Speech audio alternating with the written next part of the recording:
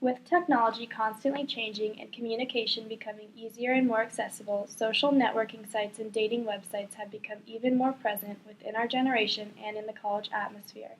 Networking sites like Facebook, Tinder, and Instagram can be used to easily manipulate viewers. You may ask yourself, how do college students defend themselves against unknown users? Catfishing is the luring of someone into a relationship by means of a fictional online persona. It is a term that became popular in the last few years when a college football player announced that he was catfished, and also when a TV show under the same name, Catfish, premiered on MTV. Online dating has become increasingly popular for young adults, with about 50 million people using these sites. Unfortunately, not all the information is factual on these dating sites. In a report by Beldo, it was said that 10% of profiles made are fake. Some people on these sites falsify their personalities and image in order to meet others. The TV show Catfish was inspired by Nev Schulman, who is one of the leads on the show. In 2012, he met a woman, Megan Facio, online through mutual friends on Facebook. They began talking through text and on the phone and began a new relationship. However, over time, Nev became suspicious of Megan and decided to visit her in person in Michigan, along with his brother and friend who captured it on film. In the film, Nev finds out that Megan was actually Angela Wesselman Pierce, who he believed was Megan's mother. Students need to be more cautious with what they put on the internet as well as what they read and trust.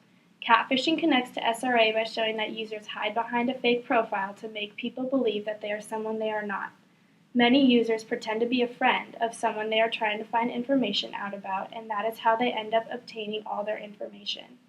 People being catfished tend to give out information voluntarily and willingly.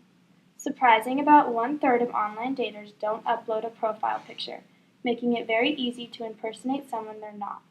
Also, about 1 out of 10 sex offenders use online dating sites, like catfishing, to meet new people, just like 25% of rapists using catfishing to find their victims.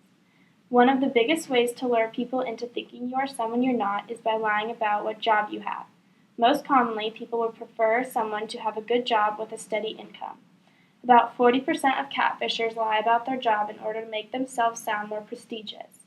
The internet is full of predators, and we all need to be very cautious of them every time we log on. A catfishing tragedy with Manti Te'o, a football player for Notre Dame, occurred not so long ago in 2012. He was dating a girl named Lene Kekua.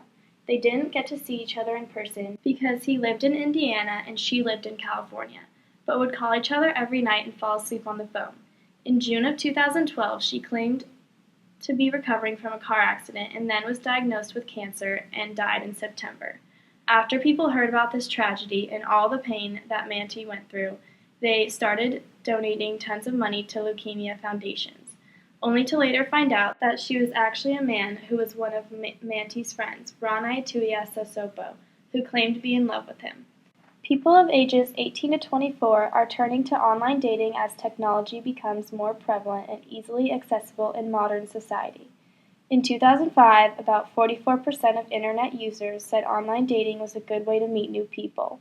That percentage has made a very large jump to now 59% of users thinking that online dating is an easy and convenient way to meet people.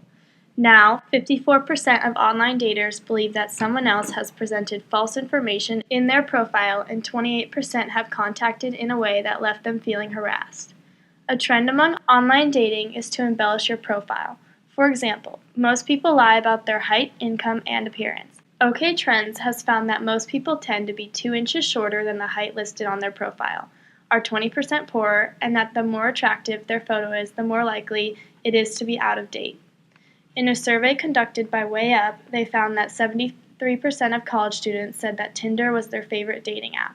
And reported on CNN, college students were actually among Tinder's most active users when the dating app first launched, and they now make up 50% of Tinder's users. Overall, catfishing is something that needs to and can be stopped. There are many steps that can be taken to avoid being catfished, so Jonathan Rajewski from the Huffington Post says, "Don't give out personal information. Choose to date face-to-face. Look for a low friend count on social media. Look closely at their picture to make sure they don't look too picture-perfect, and notice if they have extraordinary jobs." Online dating is becoming more and more popular and is something that is not going to go away, so users need to be extremely cautious when doing so. A way that catfishing can be solved is by the creators of online dating websites making users come to an interview before their profile is made.